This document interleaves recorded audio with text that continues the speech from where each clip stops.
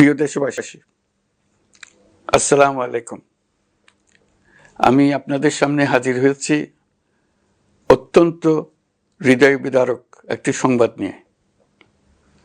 সিঙ্গাপুরে চিকিৎসাধীন জুলাই গণঅভ্যুত্থানের সম্মুখভাগের অকুতোভয় যোদ্ধা ও ইনকলাব মঞ্চের মুখপাত্র শরীফ ওসমান হাদী আর আমাদের মাঝে নেই। ইন্না লিল্লাহি ওয়া ইন্না ইলাইহি রাজিউন। কিছুক্ষণ আগে সিঙ্গাপুরের পররাষ্ট্রমন্ত্রী ভিভিয়ান বালাকৃষ্ণন আমাকে টেলিফোনে এই হৃদয় বিদারক সংবাদটি জানিয়েছেন। ফেসিবাদ ও আধিপত্যবাদ বিরোধী সংগ্রামের এই অমর সৈনিককে মহান রাব্বুল আলামিন শহীদ হিসেবে কবুল করুন, এই দোয়া করি। আমরা সবাই মিলে এই দোয়া করি। শরীফ ওসমান হাদীর এই অকাল মৃত্যুতে আমি গভীর শোক ও দুঃখ প্রকাশ করছি।